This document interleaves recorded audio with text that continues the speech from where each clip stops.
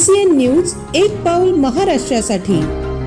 बुलढाणा जिल्ह्यातल्या दाताळा येथील ग्रामस्थांना गेले 2 महिन्यांपासून पाणी पुरवठा होत नसल्याने ग्रामस्थ आक्रमक झाले असून त्यांनी आज दाताळा ते जामनेर रस्त्यावर रस्ता रोको आंदोलन करून प्रशासनाचे लक्ष वेधले। मागील 2 महिन्यांपासून रस्ता खोदल्याने पाईपलाईन बंद आहे, त्यामुळे काही दिवस टँकरने पाणी पुरवठा केला, मात्र आता तोही बंद केल्याने ग्रामस्थांना पाण्यासाठी पायपीट करावी लागत आहे। 1 महिन्यापासून आता इंदिरा नगरमध्ये पाण्याचा मोठा प्रश्न निर्माण झालेला आहे। आज दाताळा ते पिंपरी गवळी जामनेरपर्यंत रोड रुंदीकरणाच्या माध्यमातून जे काम चालू आहे हे आपण बघू शकता।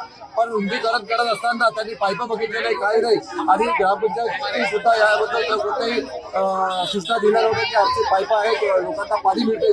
तर त्या दृष्टिकोनातून सगळे पाईप तोडले गेलेले आहेत, परंतु 1 महिना झाले फक्त उडवाउडीची उत्तरं भेटतात।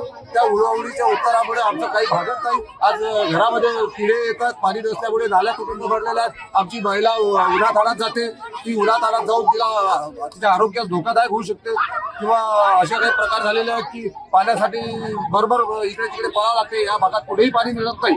परंतु आता मजूर वर्ग असल्यामुळे घरातून कामाला नाही गेला तर तो उपाशी राहू शकतोय, आणि या पाण्यासाठी भटकंती करावं लागते। या दृष्टिकोनातून हे जे आंदोलन आपण छेडलेलं आहे रास्ता रोको, या रास्ता रोकोच्या माध्यमातून आम्हाला एकच बोलायचं आहे की आम्हाला पाणी मिळावं, बस या दृष्टिकोनातून आम्ही हे आंदोलन छेडलं आहे।